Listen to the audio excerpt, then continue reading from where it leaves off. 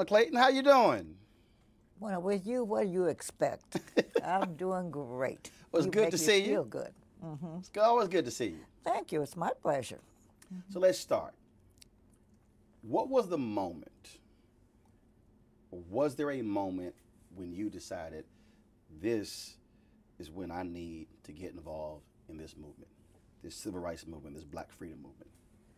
Yeah, I was sheltered as a child. My father talked about people in general, that you'll be running into moments when you'll be restricted from with your mobility. But don't ever, ever, ever let anybody restrict your ability. So no, there'll be limitations. I thought he was just talking about people in general. Went to college and Tennessee in State. Nashville, Tennessee State, yes. And things were going okay. But one night, four of us students went out. On the way back to the dorm, we said, let's get some hamburgers. And we stopped at a White Crystal.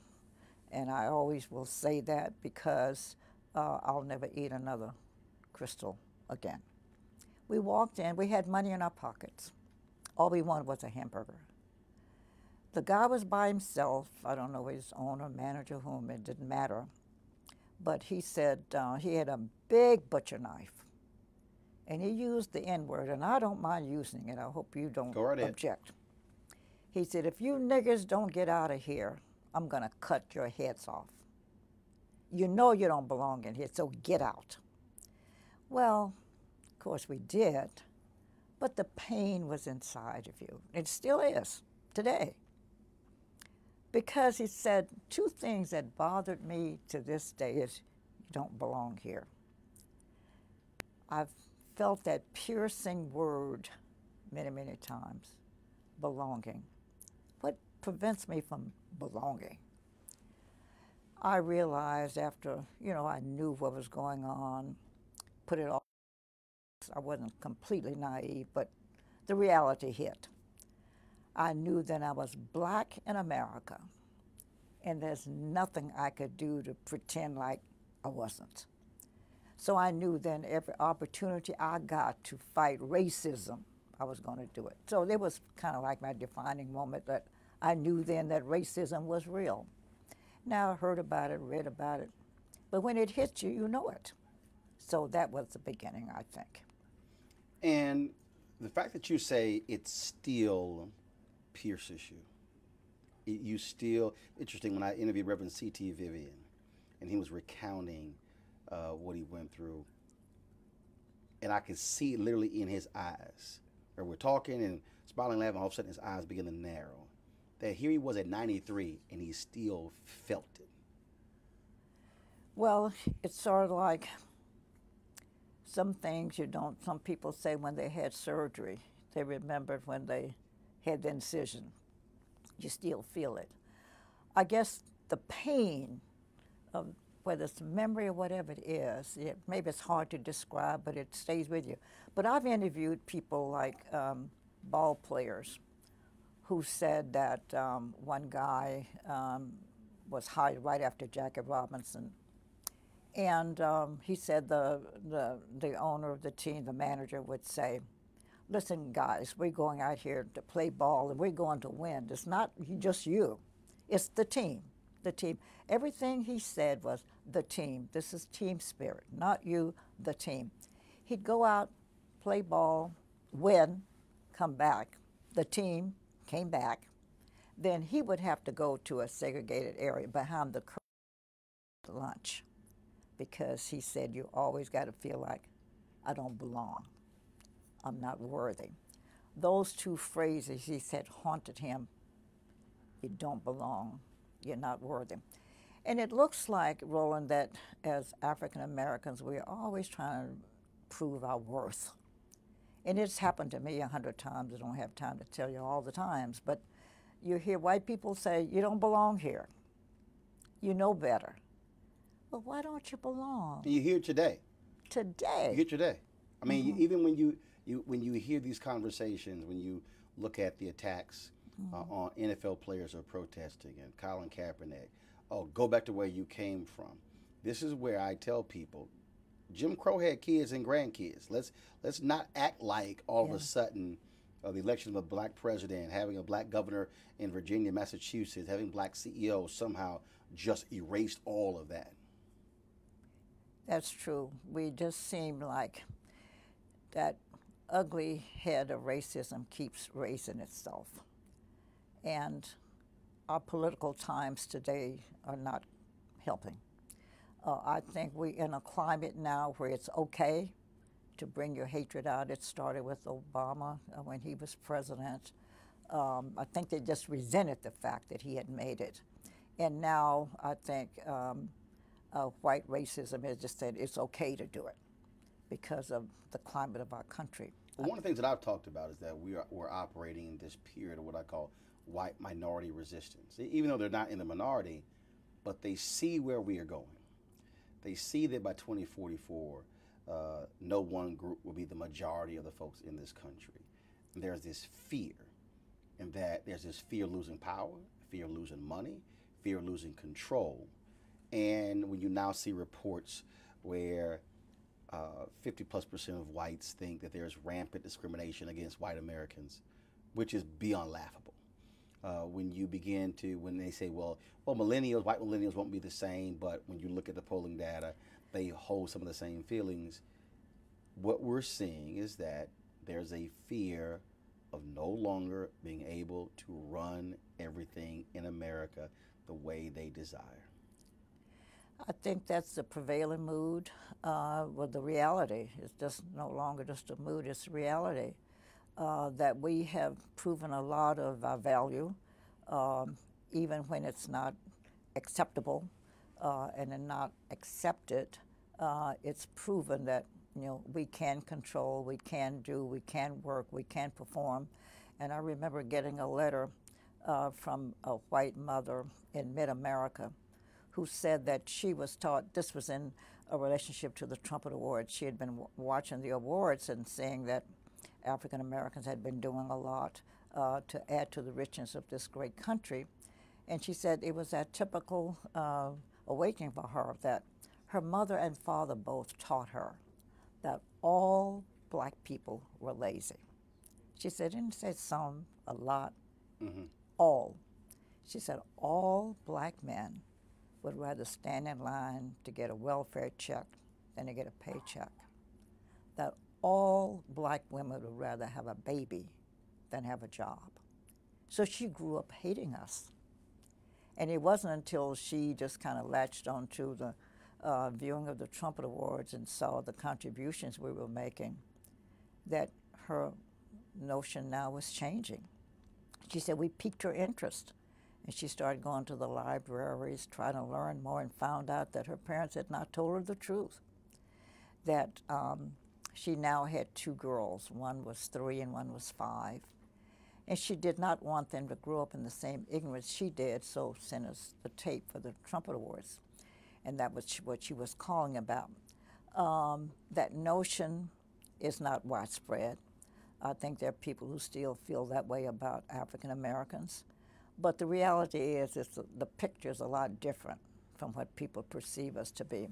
We're doing things now, running and governing and performing and doing well. And it doesn't set well to those who want to believe otherwise. But the key thing you said there was, this was a woman who was in middle America. We call it flyover country. We saw after the election of Trump, all these people said, oh, we've got, these people are frustrated, they're losing opportunities, and we've got to really understand them. And every time I would hear working class, that's who they would be talking about. And I kept saying on television, wait a minute, hold up. They ain't the only people working. Let's stop acting like they are.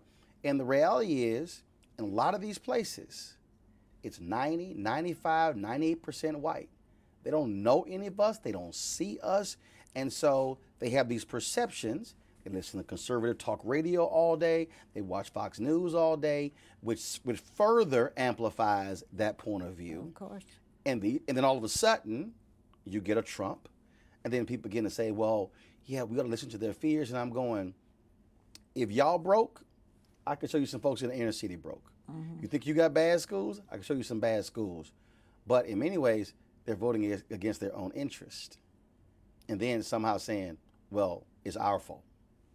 Well, I think it's always easier to transfer the blame and the critiquing to the other group. It's easier that way because it takes it off from you. I think that I really wish Martin Luther King was still here today.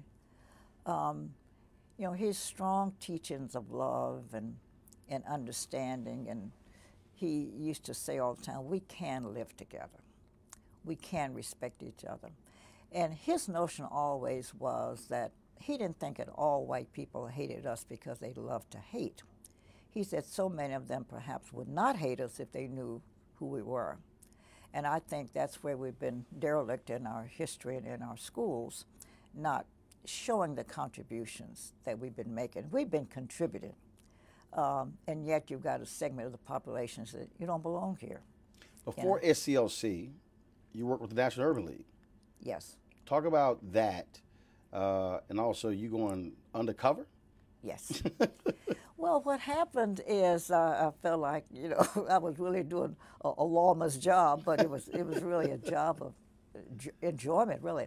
Because what had happened in Chicago at the time, and this was, I'm talking like the 50s, they had good business people, companies, and I'll just name a few. It doesn't matter to me. And I hope I won't hurt you. It's all good. Marshall Field was a big conglomerate. I mean, little girls grew up saying, one of these days I'm going to Marshall Fields and get a pretty dress, you know. Marshall Fields was big, and Spiegel's was a mail order, and Montgomery Ward were mail order giants.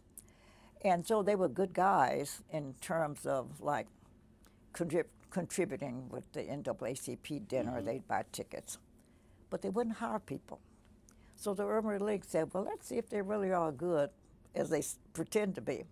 And so what they started was a program to see when the want ads come out, like, did Marshall Fields have some openings? If so, then I would go, and we were always stationed in position about 5 minutes away from Marshall Fields' office. And we called and said, I see, because back in the 50s, if you could type pretty mm-hmm. good and you could speak English, you could get a job as a clerk typist. That was a good entry-level job. Right. So they had some clerk typist positions. So Urban League said, okay, call. I'd call and say, is that job open? Oh, yes, very nicely on the phone. Okay, I want to come and apply. Hang the phone up. Less than 5 minutes, I'm there. And then, oh, gee, we just filled it. You know, you filled it in 5 minutes? You know? So I document the responses, right. And that's why we would go to the major giants and kind of broke up that whole facade of we're good guys, but maybe not as good as we ought to be. So I want to deal with that, because I keep making the point to people, don't get confused by companies today who buy tables and make nominal contributions. Right. And in some cases, our organizations will give them an award for, they bought a couple tables every year. Mm-hmm. When I say, hey, if you spend $5,000 on tables, but then you won't put folks in executive suites, that means that we're losing out on $1, $2, $3, $4, $500,000 jobs, and all we're getting for it is a measly couple of tables. Mm-hmm. And so it's amazing to me how that still happens today. And unfortunately, a lot of us will not demand that. No, wait a minute. If you're locking us out of high-level paying jobs, if our black folks could actually have those jobs, they can buy the tables. Yeah, that's true. We have in our metropolitan paper here a section every Sunday of people who are moving up the ladder. And they'll tell you who's in the news. Right. And they put nice pictures on there. And I've been monitoring this because I think I'm going to do something about it. Because too many Sundays, I've charted Sundays like I have right now, 8 Sundays in a row, mm-hmm. not one black person. The ones who get it were appointed to, let's say, they got a job on a committee. Mm-hmm. But those real serious jobs that power jobs that pay good, yes, and pay well, where I'm not seeing enough presence. Now maybe they can't put everybody in there, but I'm watching it because the perception is mm-hmm. half of what you get. It becomes a reality to some people, and I don't want to accept that as my reality because I'm too active and I'm too important in my own thinking to let something like that just slide by and pretend like we don't notice it. But I'm noticing it, and that doesn't mean, and I don't want to just knock everybody down right now with that statement, but it doesn't look good for me to read that Sunday after Sunday that the jobs aren't there, the appointments are getting on committees, but that's not a good job. So what was the point when you decided to join SCLC? Well, I was married at the time to Ed Clayton, who was the editor of Jet Magazine, and he had a great reputation of getting the job done. He was good at writing and everything. Martin at the time, we were living in Chicago, but Martin was here growing also. They'd moved from Montgomery to Atlanta. And he was feeling the growth, and he said, we need publications, we need public relations, we need somebody to help with speeches. And so he just started asking as he traveled, who's a good person? He said, Ed's name came up every place he went. He said, you probably can't get him, but he's pretty pricey, but he's the best. And so finally he said, well, I'm going to call him. Well, Martin called. I had met Martin before this, but he was just, a minister. He wasn't moving in the direction he ended up going. But he called Ed and asked him, would he come down and give a look and see? And he said, but you don't have any money? He said, no, we don't have any money. Oh, you got the wrong guy. He said, and so you probably was saying the same thing, like, we're not working for free. Right. Yeah, right. And so he, fortunately, my husband made a good salary because Mr. Johnson, who owned Ebony and Jet and so forth, believed in paying decent salaries. He didn't want his people to run to New York Times and looking for better pay. So he paid good pay, good wages, and so we were living pretty comfortably.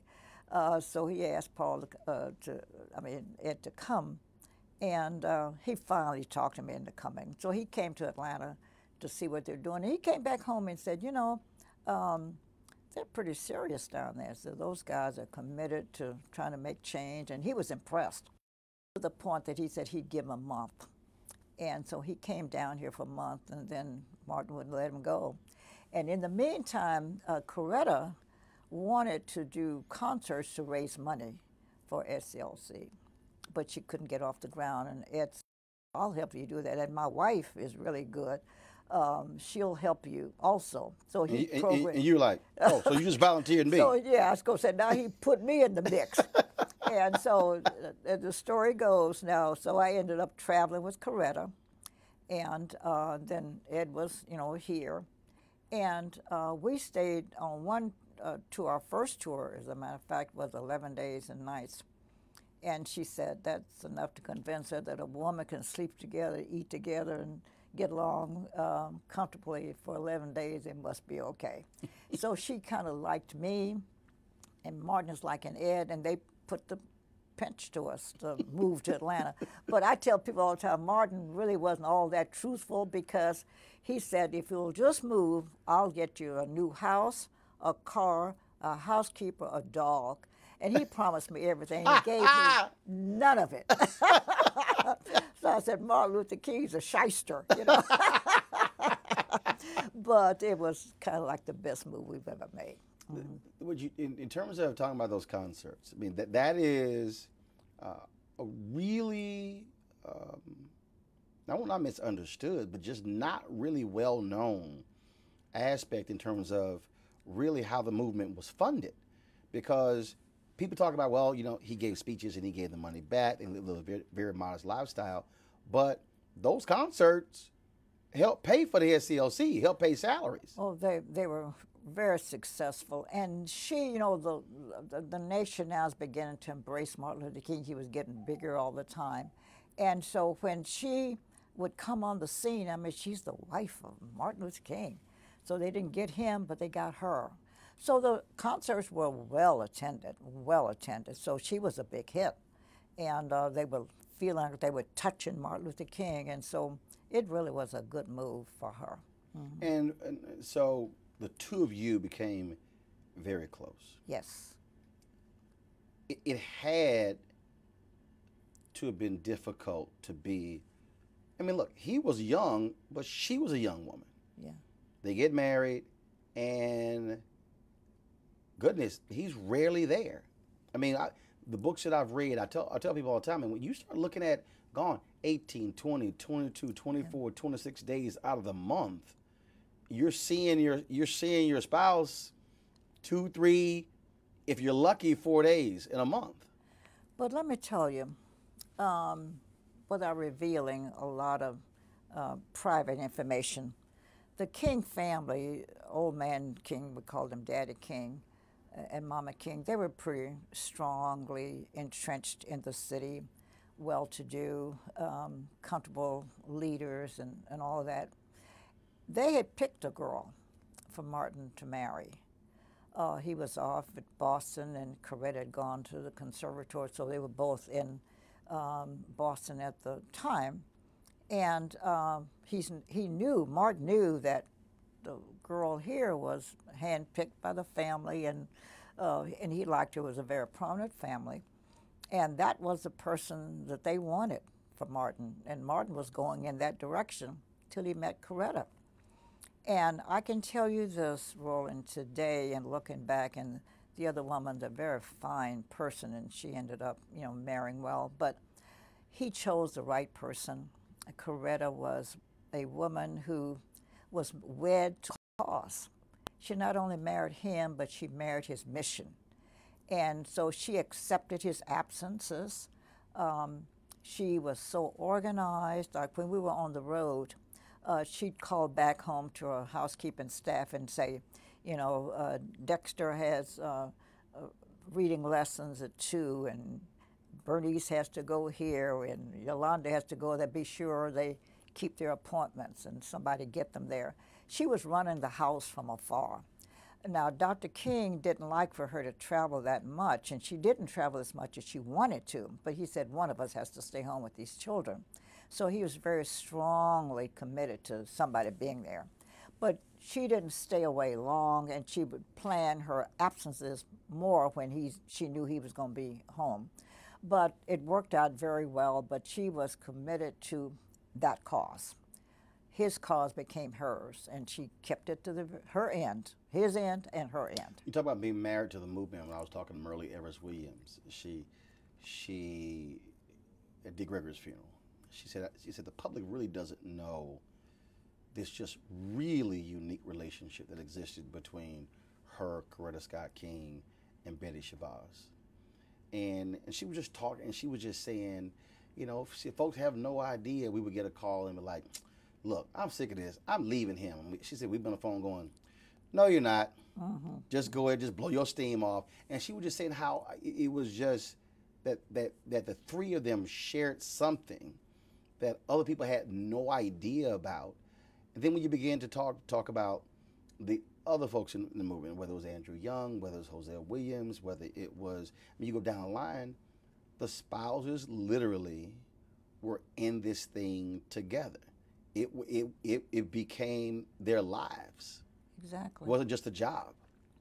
And they all wore it so well. I knew them all. And they wore the mantle of leadership in the absence of their husbands so well. And I have nothing but admiration and respect for all of them, because they all had families, 3 and 4 children to the family.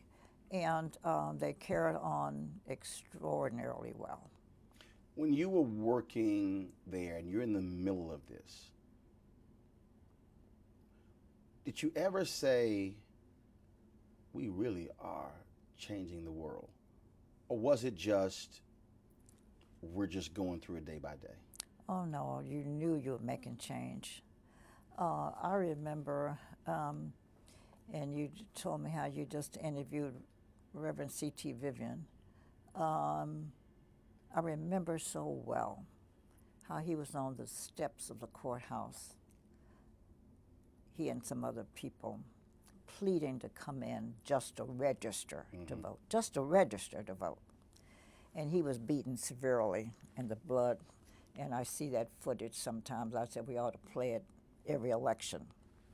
the blood running down his face, just trying to register. And then we fast forward and we get a voting rights bill, the right to vote. Now, what bothers me in all of that is that, you know, I still hear people say, it looks like rain. I heard it may rain, so I may not go. Oh. And so I just, I'm telling you, I just shiver in my boots. And this year just really blew my whole mind. I had no idea that this year, I thought we were doing better each year when I found out that this election, this last major national election, that we had one of the lowest turnouts we've had in many a moon. In 20 years. Black turnout. I couldn't believe it. Lowest in 2 decades. I couldn't believe it. I don't know how anybody could stay in bed on election day. But I said, if they see the footage of Reverend C.T. Vivian and the people who helped get us to this point now where you can go. So it didn't matter whether it rained or not. You didn't have no place to go, so you didn't have to get up. And now you can't even get up now because you can. It bothers me greatly. People don't vote. But the changes were so apparent. You know, I felt every change.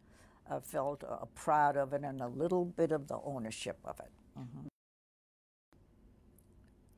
Thinking back to just the different touch points, the different on the timeline,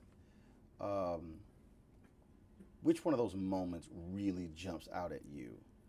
Was it a bill? Was it a march? Was it a speech? Was it a death? Was it where you think back and you go, man, I was a part of that? No, there was not one. I go back to each moment and relive it. While the description of the moment would vary, the pain, the suffering, the pride, the joy, the angst, all of those moods are the same. I remember going to Jackson, Mississippi, just for a convention, and one of my many jobs was to pick up those special guests who were coming in. And I went to the airport, and there was Mrs. Parks, who didn't have anybody to pick her up because, you know, these were chauvinistic days also, so women were second. And I said, oh, Mrs. Parks, I didn't have, you know, any information to pick her up. I didn't know she's on that flight. And I said, listen, I have to pick you up, so you just wait right here. I'm coming to pick somebody else up. So while we were waiting, she said, you know, I didn't bring the right clothing. You know, I get kind of cold in these air-conditioned environments, so you think you could find me a wrap? And I said, oh, of course. I said, there's a store right a block from the hotel where we're staying, and I'll go there and get your wrap. As soon as we get in, I'll go get you something. And sure enough, I did. I went to the store, had money in my pocket, and found a nice wrap I thought would serve her purpose.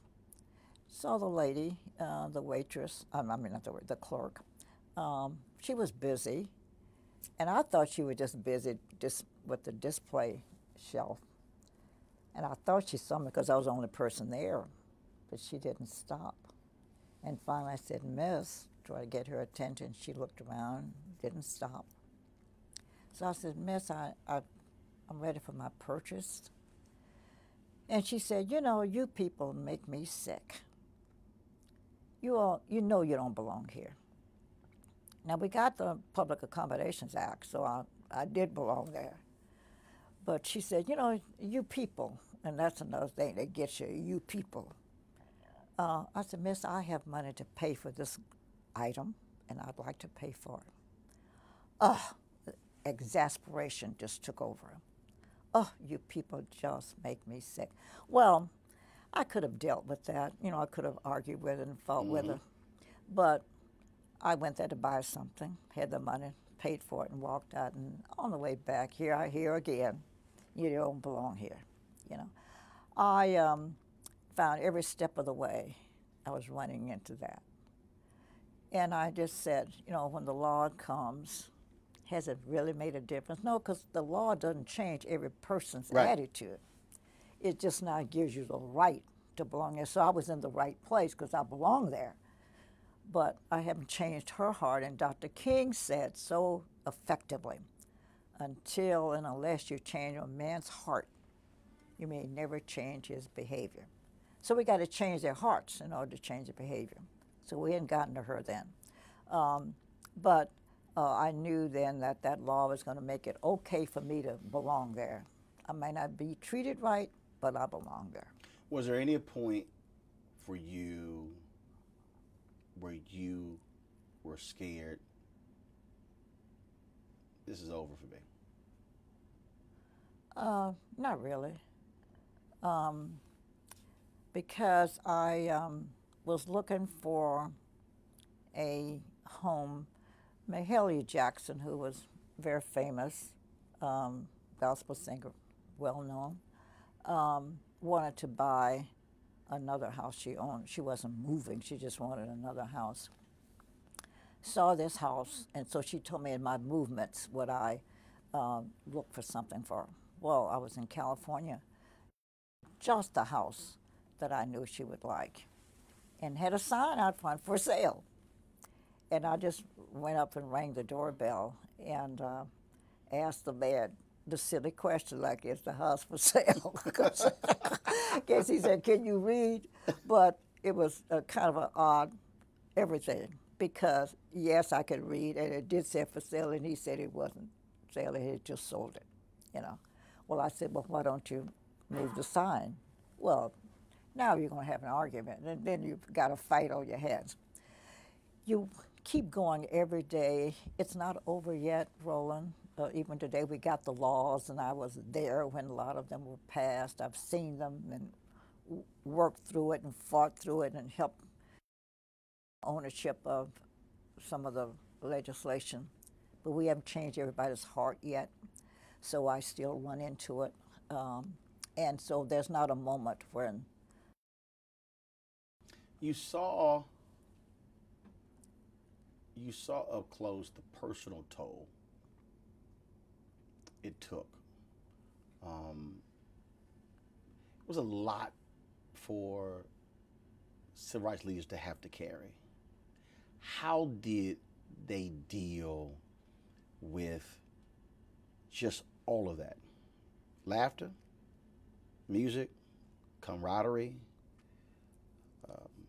Was it, even in those cases, still that private pain when you read books and you hear them talk about Dr. King and depression?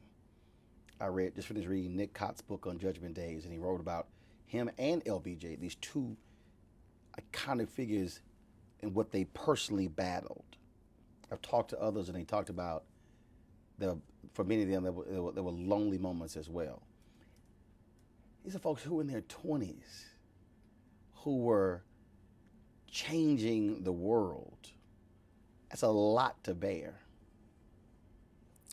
Well, but you know, I was very close to Dr. King. I used to hear he just loved President Johnson. They had a nice love affair up to a certain point.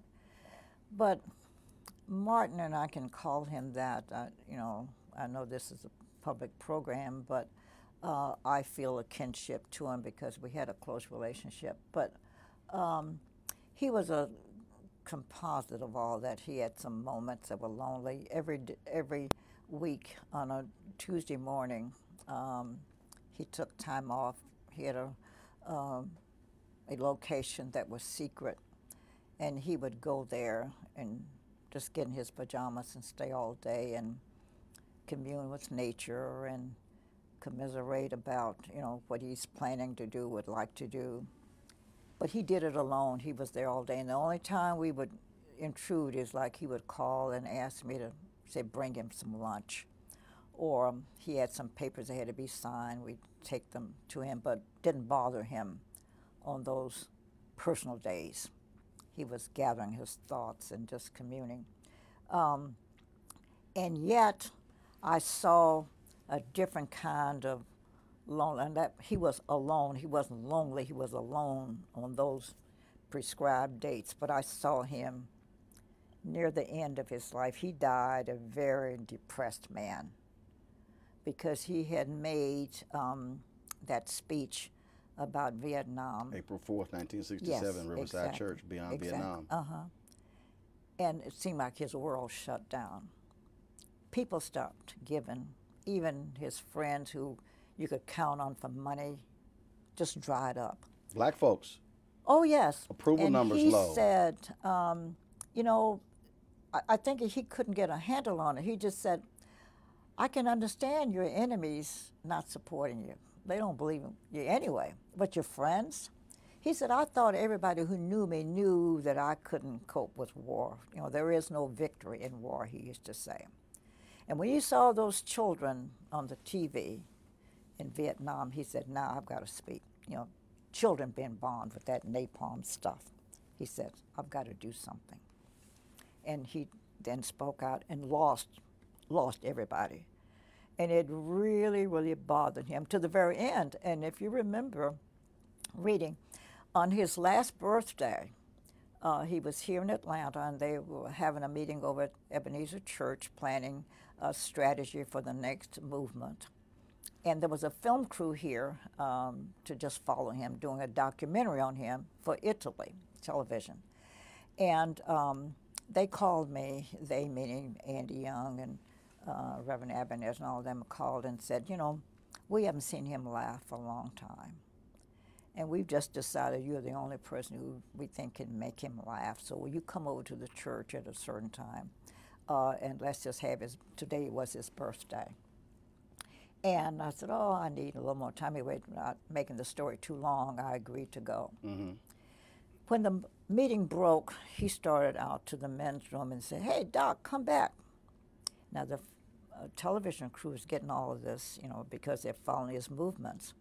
So he sat down, and I said, listen, this is your birthday. And so I pulled out of a little sack I had, a little tin cup. It was gold, but it was the beggar's cup, what people used to call it. And I said to him, you're always trying to help President Johnson with the war on poverty. So I want you to take this cup and go stand on the corner wherever you travel and get some money for President Johnson. And he just smiled. He laughs. He laughs. And I said, and also, you go to jail so much, I'm going to give you these potato chips. So the next time you go, you'll have something to snack on. And he falls out laughing.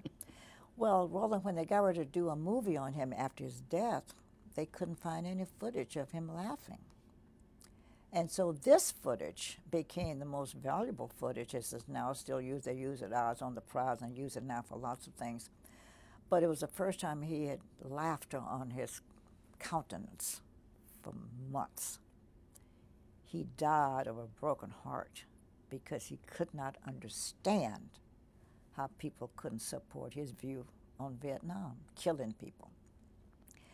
Now, I tell you that story because the man was mixed with, he was such a humorist. I mean, in private, there's nobody funny. I even said to him one time, I said, you know, you don't have to worry about the future and a job. When you solve all the problems of the world, you can go on stage by being a comedian. He was the funniest man ever. Everybody agreed to that, those who were privileged to be in private moments with him. He'd tell a joke and get an inflection, just like the one story he's telling. And he was very, very, very funny. Filled with humor, loved to play. He'd come home from a trip, and he and his children, the first thing he wanted to do was play with the kids. And they had an awful game that Mrs. King just couldn't stand. And the game was they'd pull up a chair, the little ladder, climb on top of the refrigerator. And then the game goes, Martin's on the floor, and they're leaping into his arms. Now, that's real faith that your dad's going to catch you. And they had a kiss spot. You know, with 4 children, everybody had a spot. And he would catch the kid and then kiss him, and always he'd kiss the wrong spot. Daddy, no, Daddy, that's the wrong spot. Oh, and then they'd have a fight over the wrong spot. And they would just fill the kitchen with laughter. Mrs. King didn't like her. She figured they were going to kill themselves. But I saw in that picture faith in their father, faith that they could leap down and he would catch them.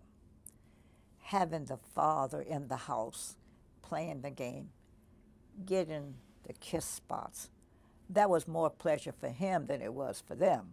It was pleasure for all. So to see him in the years that he lived, filled with the laughter, and then see him go out of the world with the sadness bothers me. You mentioned that last year. Again, I've watched numerous documentaries, read numerous books.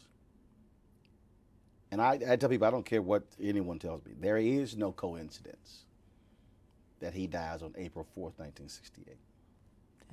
A year to the day. That was something. After giving that speech. He was troubled for a few years over Vietnam.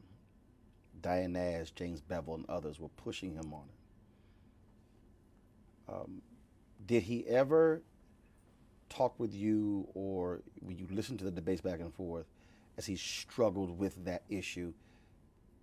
Because he had to have known the moment he took that stance, he's opposing LBJ. He's opposing, he's laying it all on the line once he says, enough is enough with this war. Well, I had a chance to be around him, kind of know his thinking. And so I'll go out on the limb by saying I think he did, because he reached points in his life where, well, whatever I lose, I lose. I've got to take the stand. He was willing to take the stand that he felt was the right position on an issue, regardless. It didn't matter to him what the consequences were at the time he's going to take the stand. So I knew that he probably knew that there was going to be a price to pay. I don't think he knew the extent the price was. I don't think he knew that everybody was going to turn against him. And he takes this stance, and his wife has no choice but to go along with it, and his decision has a direct impact on her and their children. Oh, yeah. Because he put it all on the line. Well, but he told her, and see, I drove him to the airport to go to Memphis, but he said to me that he felt like the country was at a point now where it was not ready for change. That all the change we've made is about all we're going to get. And so when he comes back from Memphis, he said, when I come back from this trip, Coretta and I are going to take a year off to go to India again. We got to retool. That wasn't his language. But he said, we've got to start again. Now, what was the problem with that is that SCLC was already in the planning stages for the Poor People's Campaign. Poor People's Campaign. His idea. Mm-hmm. But he told me he wasn't going to go. He was going to abandon the idea. He was leaving when he came back. He was going to India. Now, there are those who differ. I don't say that a lot. As a matter of fact, I'm taking a stand now to tell you this on television, because I didn't express that to everybody because I saw it wasn't well received. But that's the truth. And so I'm telling you now the truth.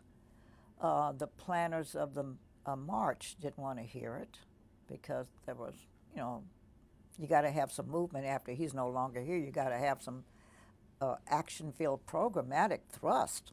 Otherwise, you're going to die. So that was a bold statement, but he told it to me. Now, I have no way of knowing whether he really meant it. I believe he meant it because he didn't joke a lot about his plans. I think he meant it. He said, the country now is not right for what we're doing, and I've got to make a switch. You dropped him off at the airport, and he gets out. As you think back, have you, I'm sure you have you just went back and just played every part of that? what he had on, what he said, last look, all of those things. Because that was the last time you saw him alive. Yeah. But let me tell you what happened. The day before, I was at their home. Mrs. King was convalescing from recent illness, and she was there. Mother-in-law, well, Martin's mother was there, Martin and I. After dinner, we were playing the piano. He's a great singer, and I played the piano. He said, I bet you didn't know I could sing. I said, well, I heard you could. No, I didn't know you could. He said, well, I know you can play, so sit down at the piano. You majored in music in college? Yeah, yeah. So we had such fun. We were singing and, just having a great time. When we separated, the evening ended, I went home and told him I'd pick him up the next morning, whatever time established. But Mama King called me that night about 11:30, and she said, I know you're taking ML to the airport tomorrow, but tell him something for me. Said, just like that fun we had today, I'd like to have more days like that. I know I'm the mother and I have to understand he's busy, but you see to it and tell him I want him to plan more fun time for family hour. Will you do that for me? I said, of course. Well, I told him, I said, now your mother called me, and I told her she wants more of your time, and we're going to see that you do that. Well, guess what? About 3 or 4 o'clock Atlanta time, because Memphis was an hour behind us, he called her, talked to her about an hour and a half. She said it never happened before. Because you take your mother for granted. He knew she was going to be there. She was supportive of her. The son loved him dearly. But he didn't bother to call her. But when I saw her that first time that night, because I went over to check on them, she said, listen, when this pain subsides a little bit, I'm going to tell you how much I appreciate what you did. Because he told me you told him what I said. And that prompted him to call, and they had a big laugh about, here's the call. And he knew, I think, because he called his brother. He'd never done that before. Called him on the phone, I understand, talked a good time with him. He did a lot of odd things. I talked to him, and he said to me, why does my room number sound so familiar to you? To me, he said. And I said, I don't know, because I don't know what room you're in, because he'd switched hotels. And he said, it's 306. And I said, well, that's my house number. And I said, you've been here enough, so I guess you make it the relation. That all of these things were odd things that happened that day. April 4th. Uh-huh. It was early in the day. He called me. And then it called his mother, called his brother, and Andy said they were playing pillow throwing, whatever. After he came back from court, yeah, came in and they had played a pillow fight. Yeah. And so he did a lot of things that day that were unusual, I understand. I wasn't there, I was here. But he did a lot of unusual things, Oh, I tell you something else that was most unusual. Coretta's favorite gift is red roses. And every birthday, her birthday's in April. April 27th is her birthday. Now he left on, it was March, I guess, when he left Atlanta. Mm-hmm. He bought her some artificial flowers and left them in the library of the house. And he told her to go get the flowers. And no, he told the housekeeper to tell her, when he leaves, go get those flowers out of the library. She was angry. He said, did you get those roses? So she said, yes, but I'm mad about it. He said, why? He said, because they're artificial. And guess what he said to her? I didn't know whether I would be here on your birthday or not, but I wanted your roses to be here. Now, he died. That was April 4th. Well, that was April 3rd when he talked to her. Her birthday is April 27th. He said, I don't know whether I will be there.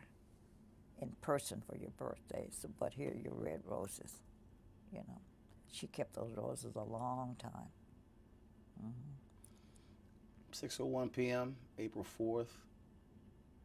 Shots ring out. How do you find out? I was having dinner with the Grand Dragon of the Ku Klux Klan.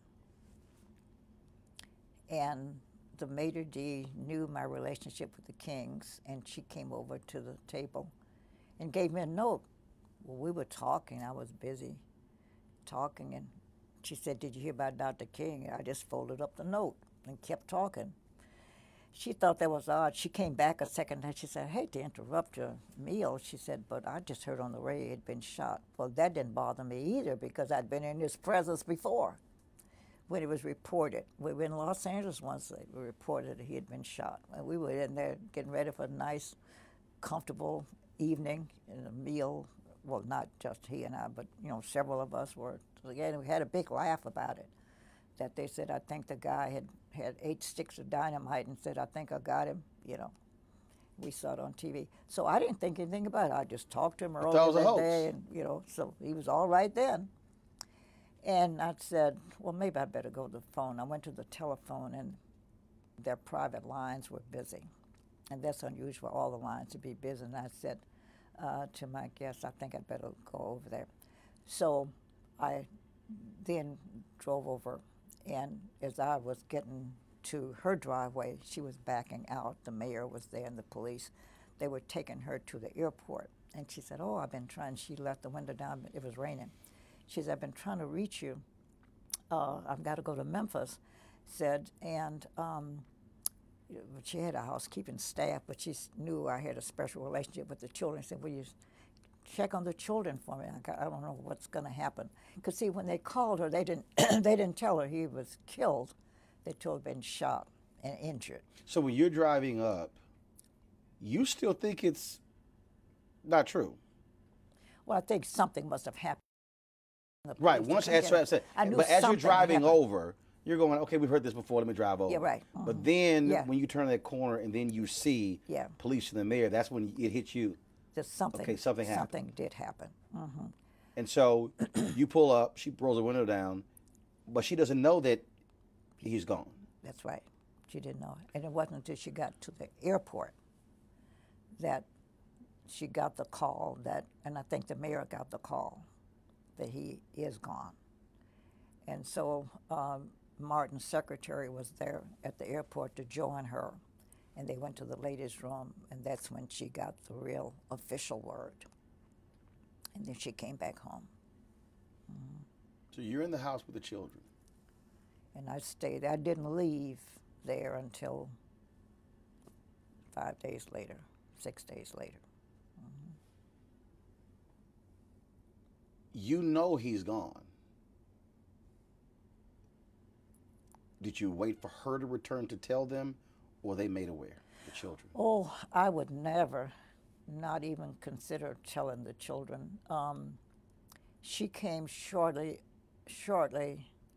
I guess, you know, after, well, I guess they could speed, but she came, it didn't take her long to get to the house, and she came in telling her staff and everybody. And by now, the house is filling up because everybody else now has heard. But she said to her staff, "Do not tell my children. I'll do that myself." And so her bedroom was at the end of the long hall in the house. So she decided to make that her solace. And then people up front would answer the phone and then direct the call back to see if she would take, and I'd be the interceptor. I just stayed with her. But she got ready to go tell the boys, and she asked me to go with her. And she had a death grip on my arm, I mean, tightly, trying to tell the children.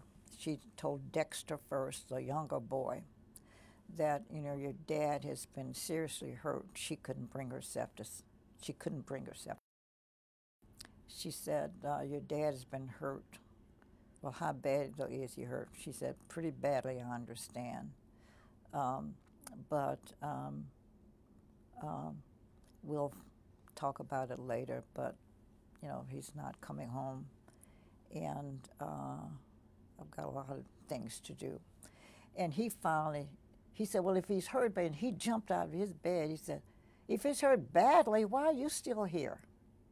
You all do everything together. Why are you still here? And he was chastising her.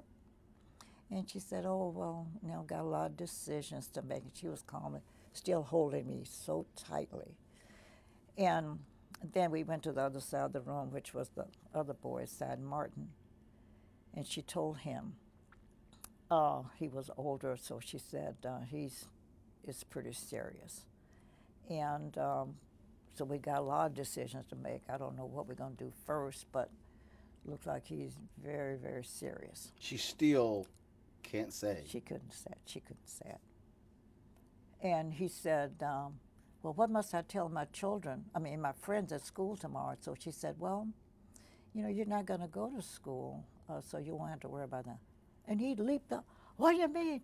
I have to go to school. Miss Davis said there'll be no cutting her classes. And I laughed later, not at that moment, but I said, that teacher put cut these classes.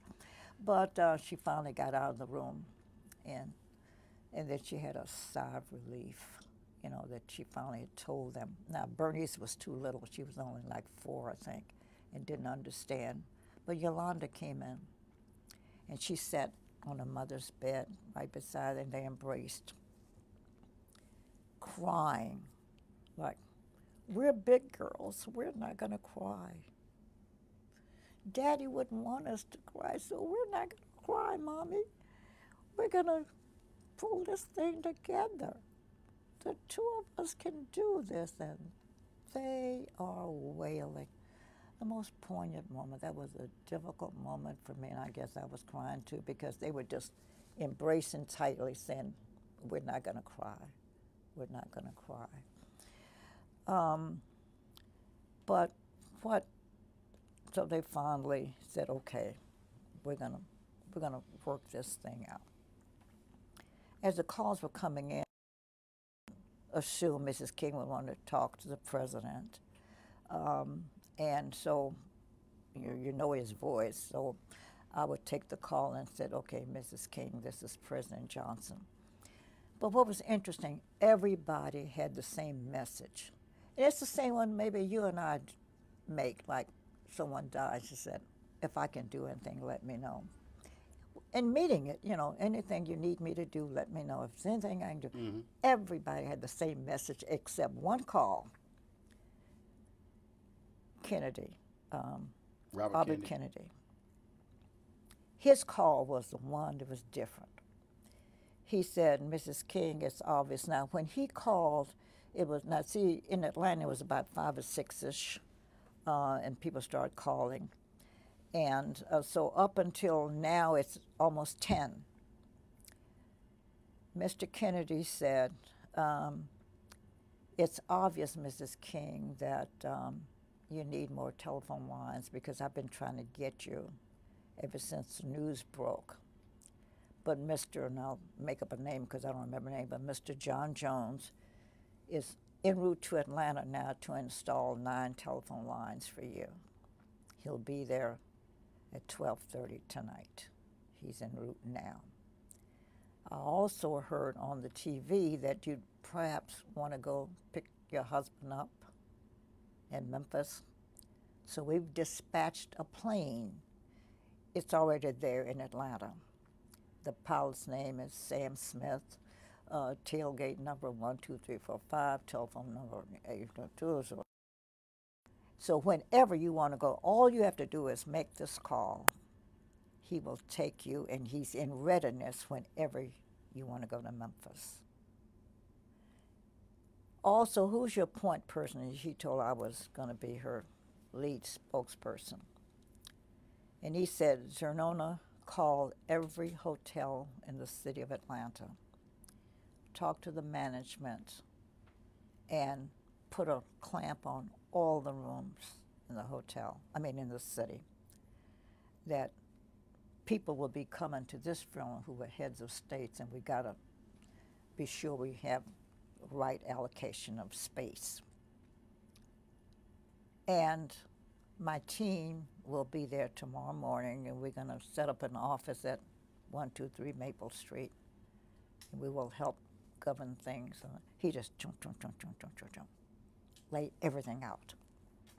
And we followed his rules. I mean, because he had been through it. Mm-hmm. He said, we know how, we've got experience in this. We know what we're doing. And he was right.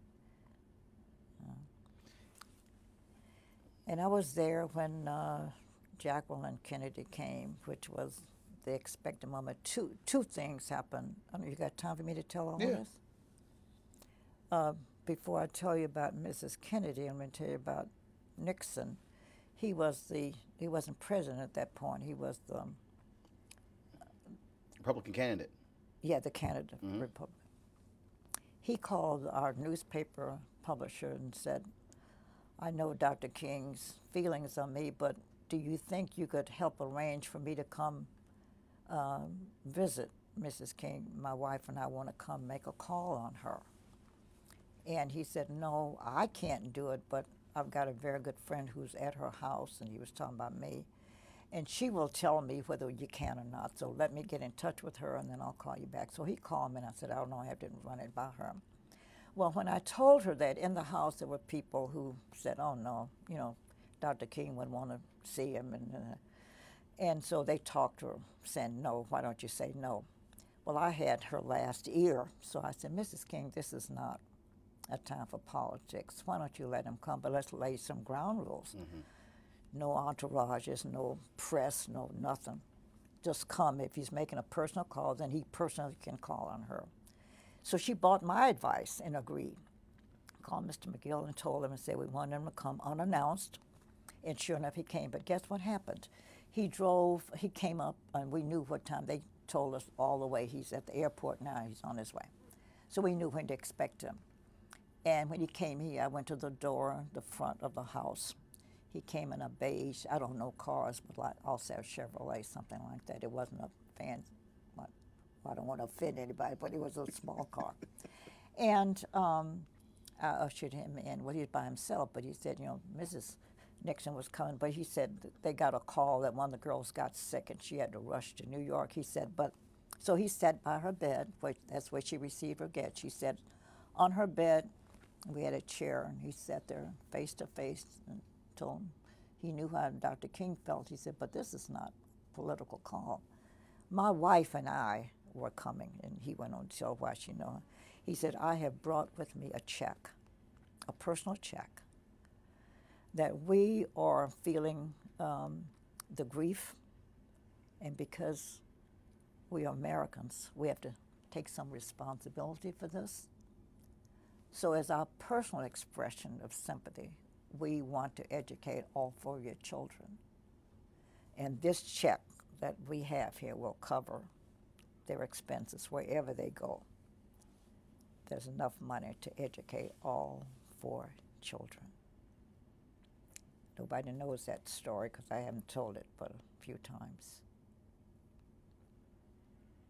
Then we were told that Mrs. Kennedy was coming, and then the day she was due, she said she couldn't make it. Then we got another call. She said now she does want to come. She said, I don't have the strength to make it. Because she had to release, she knew the pain of Coretta Scott King. You're getting my script ahead of me, because what happened is she finally came. And as I said, you know, describing, you can get the picture of the house. The front door was up there. Coretta's bedroom was at the end of the hall. When she came, they told me she was here, so I went to greet her, to bring her back. Roland, those 2 women didn't say one word to each other, verbal word, no word. Neither said hello. They didn't say anything. They embraced. That seemed like 20 minutes. Of course, it wasn't that long. But they embraced without a spoken word for an endless period of time. But you don't have to be smart to read their lips and their heart. The heart was saying, we know what you're feeling. You know, I know, we know. That was the most poignant moment, and it was the one time that I cried because I was feeling their language. It has to be hard for you because here you are. You go to the home. You're with the kids. She comes back. She asks you to be with her when she tells the children. You have to be her rock. Oh yeah. So you can't grieve. You can't break down. You can't. You're taking the phone calls. You're doing. So how are you? Did you just sort of just go like Kid Robert Kennedy? You just went right into work mode? Oh yeah. Because I'm not even sure that I ever cried, come to think of it. I'm saying later, but I never got a chance to grieve. Because one of the things when she was trying to decide whether she's going to go to Memphis, and then right away I said, oh, gee, she needs clothes, because I wanted her to look nice. She's going to be photographed wherever she goes. So the next morning now we were up, well, the night went into morning. So by morning time, I told her I was going to go down and get some clothes. And I did. I went to a nice little shop downtown Atlanta that had nice clothing. And I told the man that I've come to pick some things for Mrs. King. I have no money. I wouldn't dare take time to ask her for a credit card, and I don't have any money, so will you trust me to pick what I think she wants, take it home, and if she likes them, we'll keep them, and I'll come back and pay. If not, I'll bring the clothing back. And he agreed to those terms. Well, I picked out a lot of stuff. Came home. As I was getting into the house, I had a man there who helped me because I had all these clothing. In the lobby, in the foyer of their home, were Belafonte and Stan Levinson. And Stan Levinson was the Jewish friend who'd been with him a long time. Very close advisor, Dr. King. Exactly. And said, what are you doing? I said, oh, I wanted to look nice, so I bought a lot of clothes. And I told them the story. I didn't have no money. And they said, well, we wanted to look nice, too, and we know you know what she would look good in. They both gave me a credit card. Said, here, we don't care what you buy. Buy what you think you want for her. Here are the cards to pay for them. So when I came home, when I saw her later on, after the people subsided, she looked at my stuff and liked everything I brought. And I said, oh, I go back empty-handed. So I said, and I told her the story. I had money. Because she said, to give me her credit card. I said, oh, no, I got 2 credit cards. I went back, and guess what? The owner of the store said, you got a balance here? I thought he had lost his mind. I'm the same one who just left you with all your clothes. And he said to me, I've come to pay for them. He said, listen, I'm a white man in America. And I have to take some of the responsibility of having the climate that created this. So the least I can do is cover the cost of the clothing. You have a zero balance, And I had also designed her headdress. And I had gone down to our department store, which was Macy's at the time. And we had a laugh because they asked me what time was I coming. And I said, well, I don't know. I was so busy. I don't have a schedule. I don't know. He said, well, it doesn't matter. We'll stay here till you get here. The store closes at 5. So if you're not here, I said, can you find the back door? And I laughed. I said, I'm black. I know where all back doors are.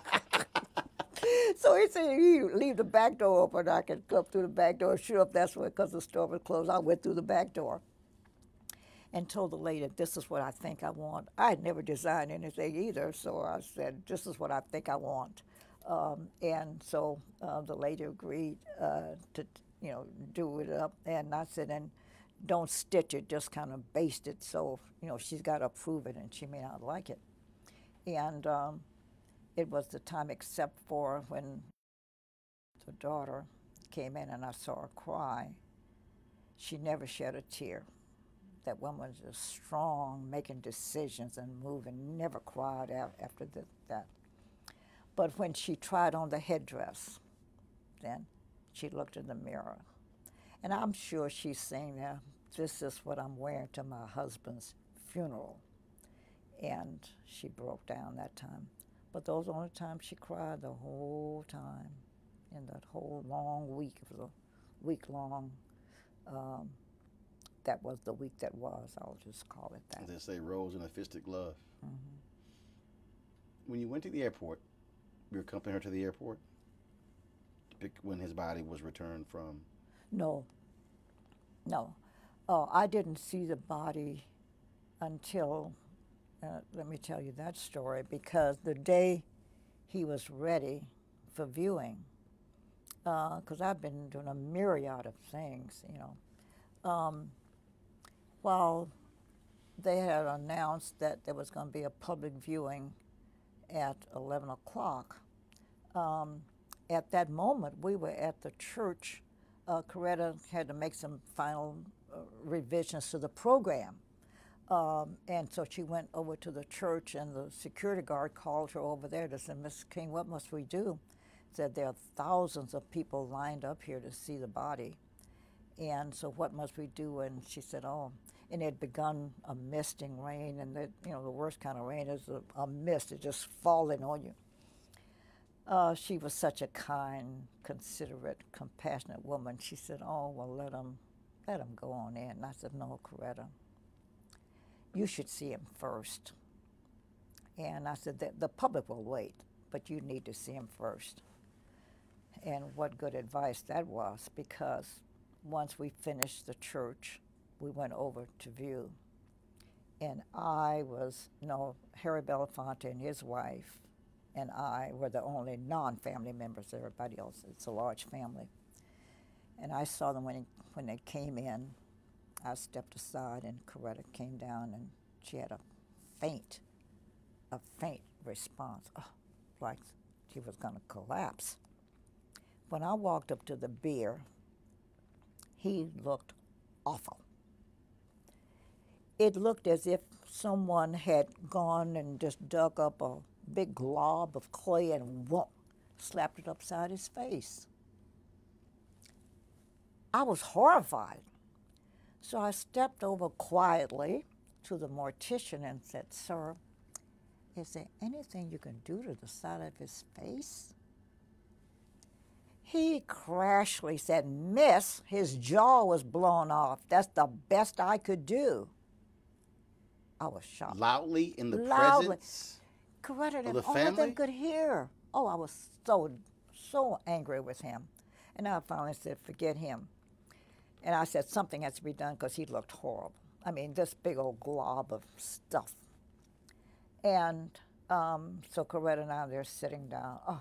And I looked at Mama King, that's the mother, who's dark-skinned. And then I saw Belafonte's wife, who was white. And back in those years, women always carried loose powder. And I was hoping that they had some. And I said, "Mama King, you got any powder?" She said, "Oh, yeah." She gave me her powder, which was dark. "Julie, do you have some?" And she said yes. Hers was white. So I took the two and stood over the casket, looking at Martin's face and making myself a little roux of a mixture. Belafonte came over, took his handkerchief, and put it around Martin's neck.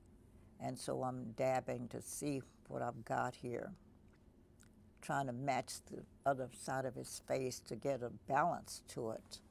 And I finally got it. And Coretta smiled. And so I'm brushing the excess off of Martin's face. And Belafonte and I never knew what happened to the handkerchief. It was his handkerchief he had taken out of his pocket. And the excess, we folded it up.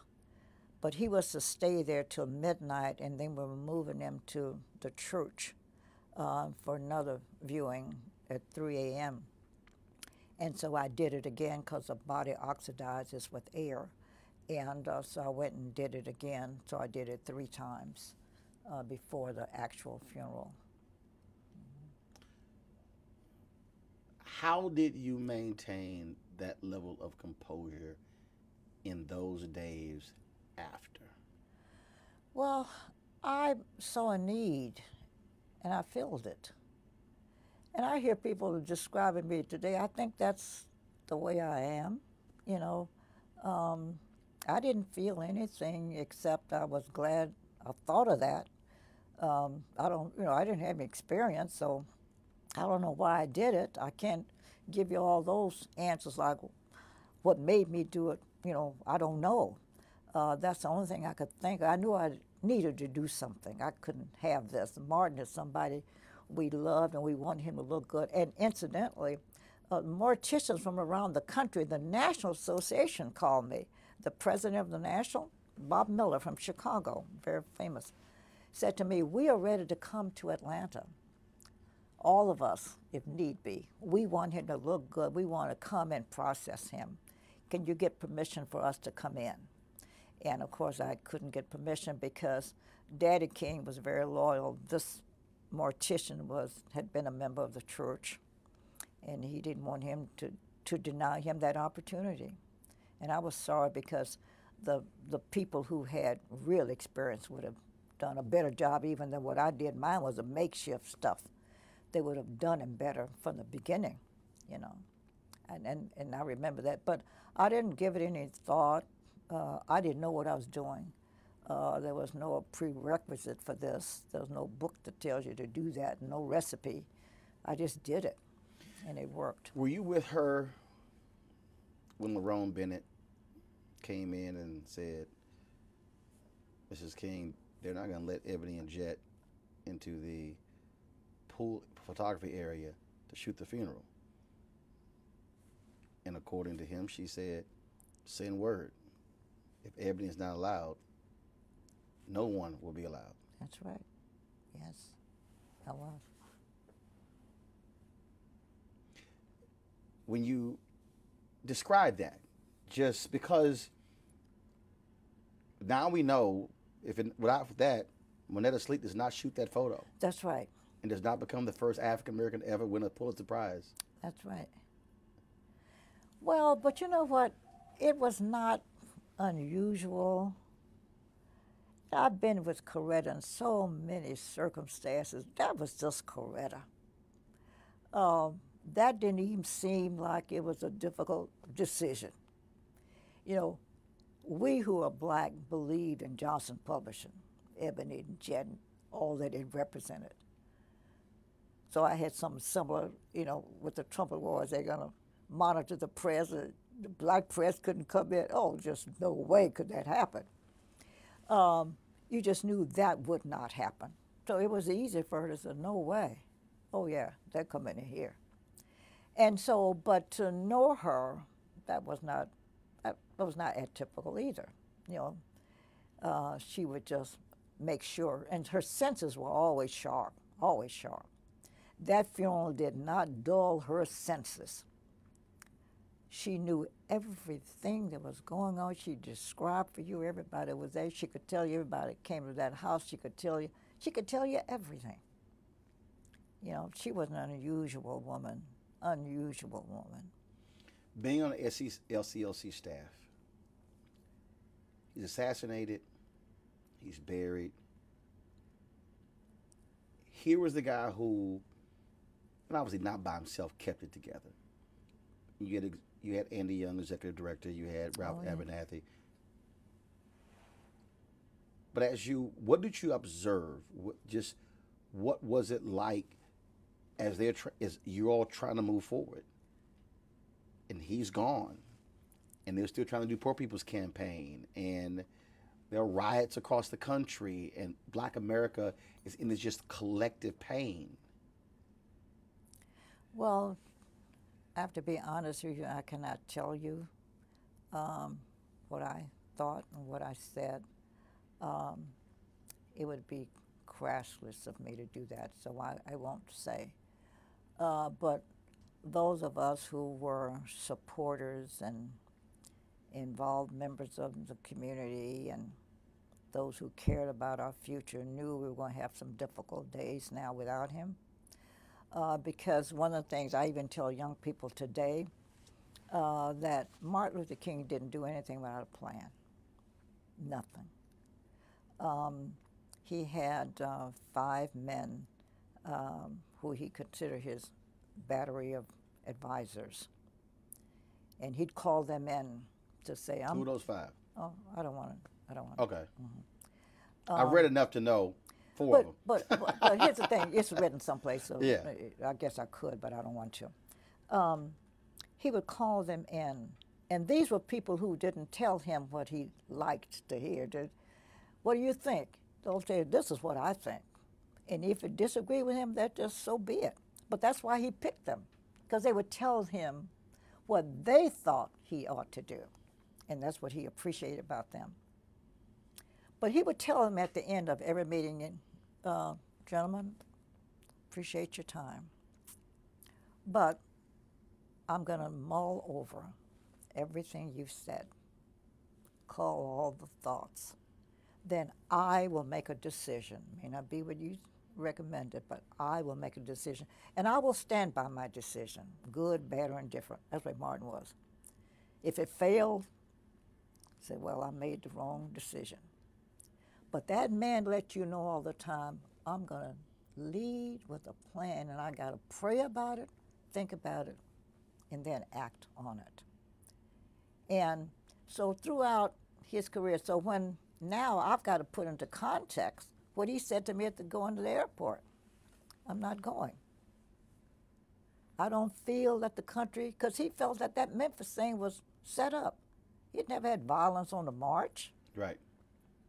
So he said, this timing is not right. So knowing how he viewed the plan before the action, I knew then he thought about this, probably prayed that night over it. I don't know what he did and what all he went through, but when he tells you something, you can put your bottom dollar on it, because you can bet that Dr. King is making the right decision. The only thing that we can say he tripped up on is he misjudged Chicago. Mm-hmm. But he was advised not to go to Chicago, and he didn't follow the advice. Yeah, but the Chicago Negro was very particular. Yeah, right. So he went there, and Daly said, this is my town. You're not coming in here. And people had told him, my husband told him, he said, no, that's down here. He ain't going to let nothing, you're not going to tear up Chicago. And so he realized now, and I think I've seen where he laughs about that Chicago was tough. It was tougher than Alabama and Mississippi and every place else. Well, he actually was quoted as saying, and the reason I quoted because when I moved to Chicago to run the Chicago Defender, even though this was 2004, he goes to Chicago in 1966. Negroes were the same way. I'm using Negroes for a reason. Mm-hmm. They were the exact same way. Because I got an extremely negative reaction coming. Mm-hmm. Then again, I also was a little bit more crazier when I said, well, clearly y'all know what the hell y'all was doing. That's why I'm here. Mm-hmm. But yeah, and because that was a quote where he said, if we could change the Chicago Negro, he said, we could change every Negro in America if we could change the Chicago Negro. And he would laugh. Some of his best laughter was over them Negroes in Chicago. So, so he didn't do. That was the only time when he really kind of messed up his movement there. But everything else, Martin Luther King thought and prayed and thought and prayed, and then he acted. A couple more things for you. Becoming the first African American in the South with a primetime show. How'd that happen? I didn't ask for it. I was thrust upon it. Martin used to talk about all the time how he really appreciated the press. He said, when we talk about children trying to swim in the public pool and they throw lye in there to prevent it, or some dogs nipping at your rear ends, that means that them people are serious. And he said, the press dramatizes. This is not stories you make up. When the press moves in on them, they dramatize it and make it a fact that you got to believe. And so he used to say, I believe in the press and the press, and he used to tell all the time, and they asked him to appear before the press club to tell them how wonderful they were. So he said, they really help us a lot. I said, Martin, I don't happen to agree that the press is all that great. And my good friend was Ralph McGill, who was the publisher of the Atlanta Constitution. And Mr. McGill played funny games like this. he would accept an engagement, and then he'd back out and said, "Oh, I'm sorry, at the last minute I can't come, but I'll send my representative," and I'd be the representative. He said he liked the way I handle race relations, that he said I would teach a lesson without preaching a sermon, which I thought was a great compliment to me. You teach a lesson without preaching a sermon. So now this particular engagement Mr. McGill had was before religious press people. And so he sent me, I was the substitute. And I said, well, you know, Dr. King really praises members of the press. I mean, he loves the media. I don't happen to agree with him on this issue. And I said, and the reason I don't is, I said, I can't find any sensibility in this picture. Television station gets a word that they're denying some black kids or whatever the problem is over here. Got a shutout going on. They can't move here, they can't swim there. So now the white assignment editor gives the story to a white reporter who carries his white cameraman with him, and they go to the scene of the shutout. They get the footage and bring it back to a lily white processor, who gives it to a lily white writer, who gives it to a lily white editor, who gives it now to a lily white anchor, and they come on and said, "Oh, isn't this awful?" And I said, "I don't see the difference. It's shut out over here, it's shut out over there." And that was my speech. Well, Mr. McGill called me and said, "What in the world did you say today?" He said, "The television stations have called me and said, you embarrassed them today." And one station called me, and it was the CBS affiliate, and said, "Boy, you turned it on us today. But we'd like to take you to lunch." And I'll call Mr. McGill, "Listen, if I'm not back by 1:30, put out APB on it, because they're taking me somewhere, I don't know where." But guess what? They said they had not thought of that, the way I dramatized that picture. They felt guilty. And they said, "Now we want to do something about it, and we need your help." And so I got in to help them, like, find somebody. But they decided that I was the one they wanted because I had already credibility and so forth, and they just said, "We want you to help change the look of our station." So they threw me on TV. I didn't ask for it, but it gave them a lot of bragging rights, and then the white community embraced me immediately, and that made me an instant success. And so with success, you just move. And I was just reading an article, ran into an article where they were going to take me national after, 8 months because they said I was just a natural. I didn't use cue cards and stuff. You know, me, all you have to do is ask me, "How are you?" And I just talk. It was a talk show, so I just talk. Mm-hmm. Okay, I'm going to ask you about the Trumpet Awards, which is my last question. But I got to go back. How are you having dinner with the head of the KKK? I'm listed in the books now as the one who caused him to get out. He changed his own stripes, denounced the organization, and withdrew. And he was the Grand Dragon, which is the highest order, highest officer. But I met... So what, did he call you? Well, let me tell you, we met because we meaning Atlanta, had one of those model cities programs, years ago, where you take 5 diverse communities and see if you can get them all to figure out how to live together or how they live separately, what the living patterns ought to be. And so one of these communities was a white, kind of half-poor community, but all white. And Mr. Craig lived in that community. And so then they formed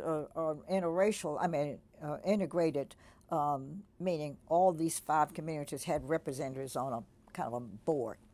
And then he, the mayor, wanted me to run the board. And he said, "But I got to tell you something, there's a Ku Kluxer who's a member of that board." And I said, "Well, I don't know what they look like anyway, so they don't have white sheets on. I don't know what a Klansman looks like." Well, I was already on television, so people knew me. And so they'd come up and shake hands. "Well, Miss Clayton, glad to meet you, glad to have you part of this operation." And I said, and this one man came and gave me some fingertips instead of a handshake. Oh, that is he, I'm sure. You know? But every day he came to my office and we talk about crazy stuff. Well, without acting crazy with him, I just said, oh, Mr. Craig, how do you get such warped thinking? Then I found out he was a deacon in his church, and I found out he was chairman of the deacon board. And I said, the Grand Dragon of the KKK. Yeah. And a Baptist church, I said, well, listen, I'm a Baptist. What book do you all read? Mine doesn't say feed the hungry and clothe the naked only if they look like you. It doesn't say that in my book. What does your book say? Well, I kept on every day. We would talk. I didn't know he was going home telling his family, you know, that Miss Clayton's a nice person. But people tell me he said he did, but I don't have time to tell you. But I'll just knock it down on Mr. Gray. But I said, let me ask you this. Now, in my church, the pastor is the head man, but that deacon is second to the pastor, and you chairman of the board. How can you stand before that congregation with bigotry in your heart, knowing you're filled with it, and now you got to stand before them representing God? How could you do it? And I said, you got children. Every Friday, he would tell me what he's doing on the weekend. Get up the kids, put the robes on, they go out to do harm to people. How could you do that as a Christian? Well, that's the way I would talk to him all the time. I was the most surprised person in the world when one Saturday I went out shopping, came home. On my street, I had all these cars, police, the television stations had cars in front. What in the world? You know, since I live in the hood, I thought I'd been burglarized. You know? And what happened is Mr. Craig had a press conference. He announced he was getting out, denouncing the organization, and he was getting out. And credited a black woman with changing his negative attitudes, and I was that black woman. And then that was the story. Just went all over them. And we got tons and tons of mail. We were invited to London, to everywhere, to appear on television to talk about this experience, you know. But he says that I helped to change all of his thinking. Vernon Jarrett said he was, last question. Vernon Jarrett said when he saw some young men on the basketball court in Chicago, there was no basketball goal, lights were off, but they literally were running plays as if they were playing basketball. He said if black kids can have that kind of imagination, he said we got to be able to take advantage of that. That led him to create NAACP AXO competition. What led you to say we got to have the Trumpet Awards? I was tired of seeing us on television acting like buffoons all the time. Never people would stand up and speak English. And I kept hearing in my ear and in my head ringing that Dr. King said he didn't think that all white people hated us, that if they knew us, you know, things would be different. And I said, you know what? They really don't know us. They don't know Charles Drew, a man who died because he couldn't get some of the blood he was saving for other folk. And so I said, here I am working at that time at the CNN operation. I had television at my disposal and a man who was sympathetic to the issues of the day. And I said, I think I can do something to help change these negative attitudes. So I went to Ted, after I drew up my plan, went to him and asked him, could I do it? And he liked the idea, and it became a reality. And I did reap some of the predictions that Martin had talked about, that we got letters from white America who said now, you know, we've changed their attitudes, and now they see what we were talking about, and yes, we have contributed.